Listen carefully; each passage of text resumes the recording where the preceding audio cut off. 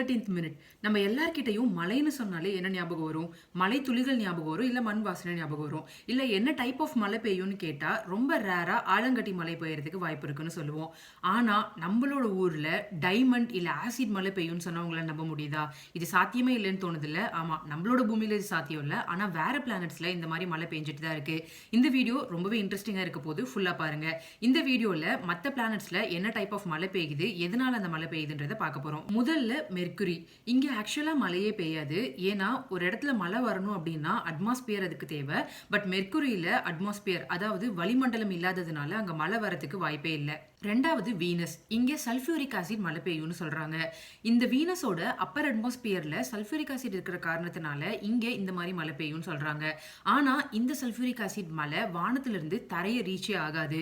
ஏன்னா அங்க இருக்கிற அதிகமான வெப்பம் கிட்டத்தட்ட 470 டிகிரி செல்சியஸ் இருக்கும்னு சொல்றாங்க. இந்த வெப்பத்தின் காரணத்தினால அந்த சல்ஃபியூரிக் ஆசிட் வானத்திலிருந்து தரைக்கு வரும்போதே எவாபரேட் ஆகிடும்னு சொல்றாங்க.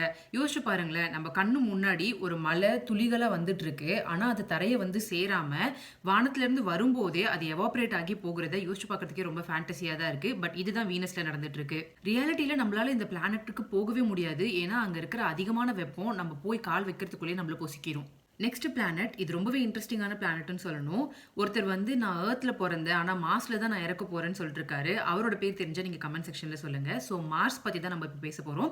மார்ஸ்ல CO2, அதாவது ஃப்ரோசன் CO2, இன்னும் தெளிவா சொல்லணும்னா ட்ரை ஐஸ் இல்ல வாட்டர் ஐஸ் மாதிரி ஸ்னோ மாதிரி மலைகள் தான் அங்க வரும்னு சொல்றாங்க. அங்க இருக்கக்கூடிய லோ ப்ரெஷர் காரணத்தினால அங்க வந்து லிக்விட் ரெயின் வரதுக்கு வாய்ப்பே இல்லைன்னு சொல்றாங்க. மார்ஸோட அட்மாஸ்பியர் ரொம்ப தின்னா இருக்கிறது காரணத்தினால இங்கே இந்த மாதிரி பனிமலைகள் பர்டிகுலரா அதோட போலார் ரீஜன்ஸ்ல வரதுக்கு வாய்ப்பு ஜாஸ்தியா இருக்குன்னு சொல்றாங்க. அடுத்தது பெரிய பிளானட்டான ஜூபிட்டர். இங்க ஹீலியம் மழை பெய்யும்னு சொல்றாங்க.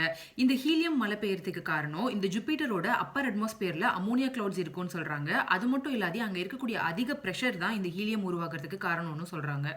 அடுத்ததான் நம்ம லிஸ்ட்ல இருக்கிறது சாட்டர்ன், யுரேனஸ், நெப்டியூன். இது மூணுலையுமே டைமண்ட் மழை பெய்யறதுக்கு வாய்ப்பு ஜாஸ்தின்னு சொல்றாங்க.